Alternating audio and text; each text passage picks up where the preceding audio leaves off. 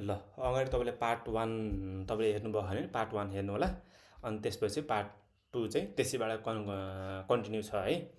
अब तपाईँले के गर्नु पर्यो भन्दाखेरि अब चाहिँ सुरुको त यही नै हुने भयो। प्रपोजल छ भने यहाँ रिपोर्ट है, यहाँ हामीले प्रपोजल भनेको थियौँ, यहाँ चाहिँ अब रिपोर्टको फर्मेट सुरु भयो है। यो कुरा चाहिँ इन्क्लुड गर्ने होइन है, फेरि तपाईँले पनि यो लेखिदिनु होला, फेरि यो कुरा लेख्ने होइन है।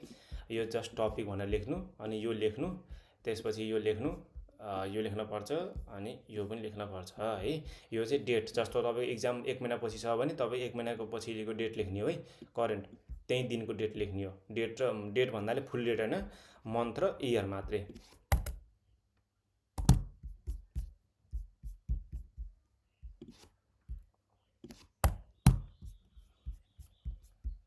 अनि अब हामी जाम है, केही गर्नु परेन। तपाईँको प्रपोजलको 90% चाहिँ तपाईँको च्याप्टर 1 मा सबै कुरा इन्क्लुड हुन्छ। जस्ट 2टा कुरा मात्रै तपाईँको इन्क्लुड बढी हुन्छ यसमा है। अब के गर्नु पर्यो यसमा भन्दाखेरि, यसमा चाहिँ तपाईँको टपिक अनुसार र फाइनेन्सियल जुन तपाईँ फाइनेन्सियल टुल्सहरू तपाईँको युज गर्नुभएको हुन्छ, उसमा तपाईँको यो अब्जेक्टिभ्समा, स्टेटमेन्ट अफ प्रब्लम्समा, या त्यसपछि तपाईँको यहाँ तपाईँ के हुन्छ भने यो डाटा प्रेजेन्टेसनमा त्यो फाइनेन्सियल टुल्सहरू जति जे हुन्छन् त्यसको जति पनि हामीले यो जस्तो 5वटा फाइनेन्सियल टुल्स युज गरेछौँ भने चाहिँ तपाईँले इन्डिपेन्डेन्ट डिपेन्डेन्ट भेरिएबल्स भनेर चाहिँ तपाईँले कन्सेप्चुअल फ्रेमवर्कमा चाहिँ राख्नै पर्छ, फिगर बनाएर है। तपाईँले चाहिँ इक्जामको लागि चाहिँ यति मात्रै राख्दा हुन्छ है। त्यसपछि रिभ्यू अफ प्रिभियस स्टडिजमा चाहिँ के छ भने चाहिँ यहाँ हेडिङ मिस्टेक भएछ, यो 1 हुन्छ, यो 2 हुन्छ, ठिक छ। अनि त्यसपछि चाहिँ तपाईँले के गर्नु पर्यो भने चाहिँ यो यसमा तपाईँले 10-15वटा चाहिँ लेटेस्ट, अनि तपाईँले चाहिँ तपाईँको कति के गर्नुपर्छ भने चाहिँ तपाईँले अहिले लेख्दा चाहिँ यति लेख्ने हो है। रिपोर्टको बेलामा यो सबैको प्रपोजलको तपाईँले हेर्नुभएको भने चाहिँ प्रपोजलको 90% यहीँ आइसक्यो, त्यसमा 2टा कुरा मात्रै बढी आउने हो, यो र यो मात्रै। यसको लागि के छ भने चाहिँ यो र यो तपाईँले चाहिँ इन्क्लुड गरिदिनु पर्ने हुन्छ। तपाईँले डिपेन्डेन्ट र इन्डिपेन्डेन्ट भेरिएबल्स चाहिँ टपिक र अब्जेक्टिभ्स अनि फाइनेन्सियल टुल्स तपाईँले जे राख्नु भएको छ त्यो आधारमा चाहिँ यो गर्ने हो। यो बेला कसरी गर्ने भने जुन डेटा एभाइलेबल छ लास्ट 5 इयर्सको चाहिँ त्यो मात्रै हामीले चाहिँ फाइनेन्सियल टुल्समा अब्जेक्टिभ्समा चाहिँ इन्क्लुड गरेको हुन्छौँ। त्यसैलाई चाहिँ सेपरेट गरेर त्यहाँ लेख्नुपर्ने हुन्छ डिपेन्डेन्ट इन्डिपेन्डेन्ट। अनि यसमा चाहिँ के छ भने चाहिँ लास्ट तपाईँको लेटेस्ट जति पनि तपाईँको हुन्छ, तपाईँको प्रफिटेबिलिटी एनालाइसिस अफ भनेर इक्जाम्पल दिएको थियो भने त्यसमा चाहिँ ठुल्ठुलो अथरहरूले चाहिँ आफ्नो डेफिनेसन एक्सप्लानेसन गरेका छन् र उसको डेट, उसले पब्लिसरको डेट र उसको सरनेम चाहिँ राखेर उसको डेफिनेसन चाहिँ राखेर चाहिँ सुई हामीले लेख्ने हो। र यो सबै कुरा प्रपोजलमा इन्क्लुड भइसक्यो है। तपाईँले प्रपोजल हेर्नु होला।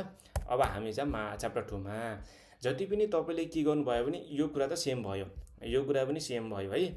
अब के गरिन्छ भन्दाखेरि जति पनि फाइनेन्सियल टुल्स तपाईँले माथि बनाउनु भयो है, इन्क्लुड गर्नुभयो, अब त्यसको डाटाहरू बनाउनु पर्छ यो टेबल अनुसार है। फर इक्जाम्पल तपाईँ फाइनेन्स हुनुहुन्छ भने यहाँ एआर आयो है, यहाँ आरओए आयो, लास्ट 5 इयर्सको आरओए आयो, यहाँ 2077-78, यहाँ 2078 अनि 79, अनि 2079 to 80, अनि त्यसपछि 2080 to 81, 2081 to 82। ल अब यसमा चाहिँ के छ भने चाहिँ अब हेरौँ है, तपाईँलाई मैले एक कुरा बुझाइदिन्छु। मैले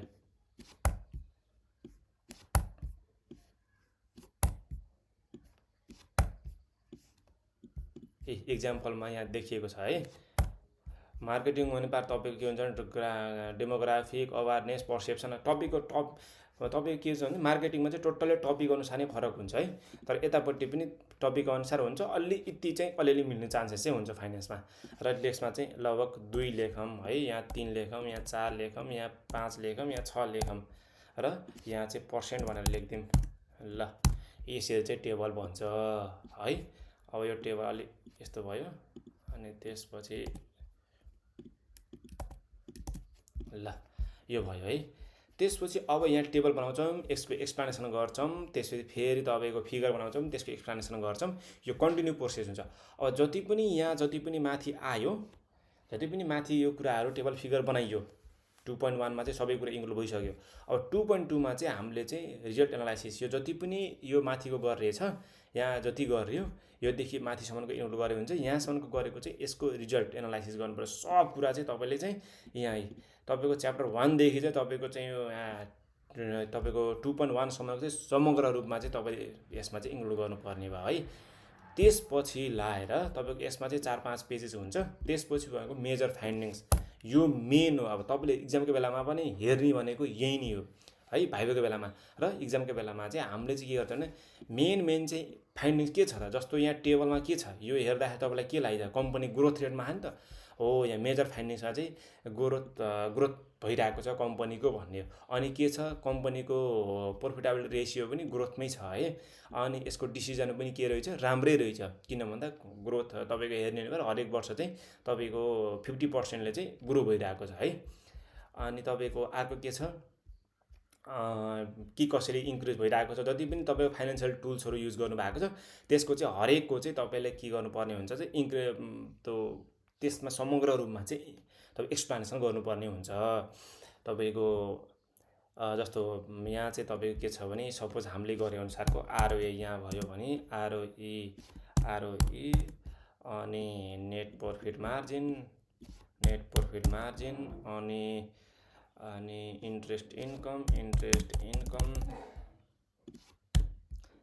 इन्ट्रेस्ट इन्कम यो कुराहरू इन्क्लुड भयो है। रिलेसनसिप के छ हैन, के भइरहेको यिनीहरूको हैन, यो मार्केटिङको छ भने पार चाहिँ भेरिएबल्स यो मिन स्ट्यान्डर्ड डेभिएसन के निकाल्न पर्छ, यसमा नजाने तपाईँ कन्फ्युजन हुन्छ। अब समग्रमा यो माथि जति गर्यो त्यसको चाहिँ समरी लेख्ने हो, 3-4 प्याराग्राफ लेख्नुपर्ने हुन्छ। जति लेखे पनि भयो, तर इक्जामको बेलामा चाहिँ तपाईँले यति मात्रै लेख्दा हुन्छ। जति मैले फर्मेट दिएँ तपाईँलाई जे दिएँ त्यति रट्टा हान्नुहोस्।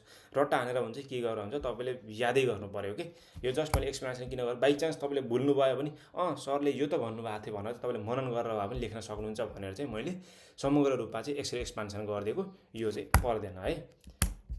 अब आइयो यो तपाईँको ठ्याक्क लेख्दाखेरि तपाईँले कन्टिन्यू नलेख्ने है। फेरि जस्तो तपाईँको यहाँ यो ठ्याक्क सक्यो भनेपछि यो नेक्स्ट पेजमा सुरु हुन्छ। तपाईँको जस्तो अब फर्स्ट उसमा जस्तो फर्स्ट पेपरमा चाहिँ तपाईँको चाहिँ एउटा पेपर सुरु गर्ने बित्तिकै पेजको चाहिँ लगभग तपाईँको फर्स्ट उसमै सकियो, फर्स्ट 2-3 लाइन्समा सकियो भने भएर चाहिँ तलतिर पनि नेक्स्ट पेज भनेर चाहिँ तलतिरबाट त्यहीँबाट चाहिँ तपाईँले त्यहीँ तलतिरबाट सुरु गर्नुपर्ने हुन्छ है। रिपोर्ट कहिले पनि च्याप्टर 1 to 3 चाहिँ कन्टिन्यू हुँदैन, त्यो कारणले गर्दा थोरै स्पेस दिएर चाहिँ लेख्नु होला, कन्टिन्यू गर्नु होला है। अनि त्यसपछि च्याप्टर 3 मा आइसक्यो समरी भइहाल्यो। त्यसपछि समरीमा चाहिँ तपाईँको नम्बरिङहरू त्यताउति इन्क्लुड गर्न मिल्छ, तर चाहिँ कन्क्लुजनमा चाहिँ नम्बरिङहरू इन्क्लुड गर्न मिल्दैन। त्यो कारणले गर्दा ओभरअल चाहिँ कन्क्लुजन लेख्नुपर्ने हुन्छ। र बिब्लियोग्राफी भनेको के हो भने जति पनि जस्तो अनि पोखरेल भनेर मैले प्रपोजलमा लेखेको थिएँ भने चाहिँ यहाँ चाहिँ पोखरेल 2026 भनेर चाहिँ मैले पब्लिस गरेको बुक अनि त्यसको जर्नल नम्बर नम्बर हुन्छ, त्यो चाहिँ इन्क्लुड गर्नु पर्यो। र अब आयो हामी एपेन्डिक्समा।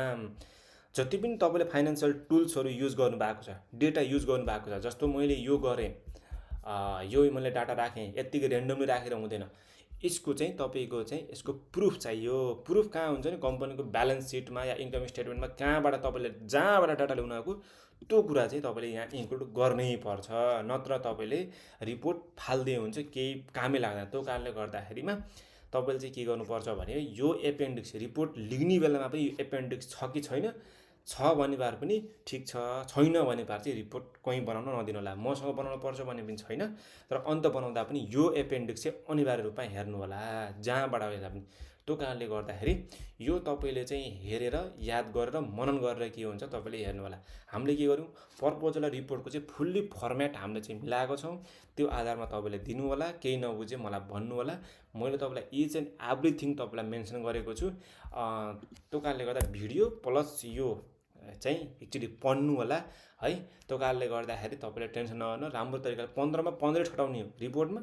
अनि त्यस इक्जामको बेलामा उता भाइभामा पनि तपाईँले रेस्पोन्स गरेर चाहिँ मैले दिएको स्टुडेन्टको चाहिँ तपाईँको अहिलेसम्मको रेटिङ एकदम राम्रो छ, नबिगारिदिनु होला। जति पनि स्टुडेन्टले अब नयाँ स्टुडेन्टले लिनुहुन्छ भने पनि तपाईँले आउट अफ 50मा चाहिँ 48 हान्नै पर्छ। यत्रो कुरा तपाईँलाई चाहिँ मैले तपाईँले पढ्न बस्नुभयो भने तपाईँले 3 दिनमा पनि भ्याउनुहुन्न क्या। तपाईँलाई मैले विदिन 15 या 20 मिनट्सको या 30 मिनट्सको भिडियोमा चाहिँ तपाईँलाई मैले इच एन्ड एभ्रिथिङ तपाईँलाई चाहिँ बताइरहेको छु। त्यो कारणले गर्दा तपाईँले चाहिँ 1 बाई 1 गरेर चाहिँ तपाईँले हेर्नु होला, आफ्नो रिपोर्ट पल्टाउनु होला भाइभाको बेलामा, र यो भिडियो हेरे अनुसार तपाईँले छ्याक्कै बुझ्नुहुन्छ, धेरै हेर्न नि पर्दैन। त्यसपछि अब इक्जामको बेलामा लेख्नका लागि चाहिँ यिनी कुराहरू चाहिँ तपाईँले 15 मार्क्सको स्योर सर्ट छ भने त तपाईँले लेख्नै पर्ने भयो होइन। यो कुराहरू इन्क्लुड गाह्रो हुन्छ भने मैले भनेको कुराहरू तपाईँले याद गर्नुहोस्, केही गर्नै पर्दैन। तर यो हेडिङ चाहिँ तपाईँले भुल्न भएन है। फेरि यो हेडिङ भुल्यो भने, जस्तो अगाडि पछाडि भयो भने पनि त्यति ठुलो कुरो हुँदैन, तर यो हेडिङ चाहिँ भुल्न भएन। कसरी हुन्छ याद गरेर हुन्छ कि कसरी हुन्छ तपाईँले चाहिँ यो याद गर्नु पर्यो। ल तपाईँले यहाँ गर्नुभयो, यो चाहिँ तपाईँले अनिवार्य रूपमा गर्नै पर्ने हुन्छ। यिनी हेडिङ त तपाईँले एकदम जसरी हुन्छ याद गर्नुहोस्। रिपोर्टको पनि तपाईँले यत्रो हेडिङहरू छ, हेडिङ मात्रै गरेर एक लाइन मात्रै तपाईँले एक सेन्टेन्स मात्रै लेखिदिनु, धेरै लेख्दिनँ है। त्यसपछि तपाईँको च्याप्टर 2 मा पनि तपाईँले एकदम छोटकरीमा सर र तपाईँले छोटो मिठो ट्याक्क लेख्ने हो। त्यो जताना मन त लेखेको लेखी गर्ने होइन, किन भन्दा टाइम पुग्दैन। हरेक हेडिङमा तपाईँले 2-3 सेन्टेन्स लेख्नुभयो भने पनि यहाँको एउटा यहाँ 9वटा खान, 9 र यतापट्टि 9 र यहाँ कति छन् भने 9 र यतापट्टि कति छन्, 9 र 4 13, 13 र 2 15, अनि 15 16 17 18 19 20 21वटा तपाईँले 2-2 लाइन 3-3 लाइन लेख्नुभयो भने 3 पेज जान्छ। त्यो कारणले गर्दा टाइम वेस्ट नगर्नु होला, सर्ट एन्ड स्विट ट्याक ट्याक ट्याक ट्याक लेख्नु होला, तर हेडिङ चाहिँ नभुल्नु होला। हस्, थ्याङ्क यू। र केही पर्यो भने रिपोर्ट बनाउन पर्यो या प्रपोजल टाइपिङ गर्नु पर्यो, रिपोर्ट टाइपिङ गर्नु पर्यो भने कन्ट्याक्ट गर्नु होला। ट्रस्ट लागेन भने पर हाम्रो प्रोफाइल हेर्नु होला। लास्ट 5 इयर्सदेखि चाहिँ हामीले चाहिँ यो सर्भिसहरू गरिरहेका छौँ, नेसनल और इन्टरनेसनल। व्हाट्सएपको लागि चाहिँ मैले तपाईँलाई नम्बर छोडिदिन्छु। यो चाहिँ हाम्रो तपाईँको के छ भने बार चाहिँ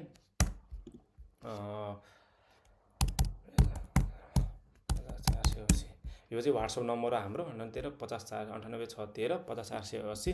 यो व्हाट्सएप गर्नुहोस्। प्रपोजल रिपोर्ट सम्बन्धी तपाईँलाई चाहिँ केही हेल्प चाहिन्छ भने चाहिँ कन्ट्याक्ट गर्नु होला। हस्, थ्याङ्क यू।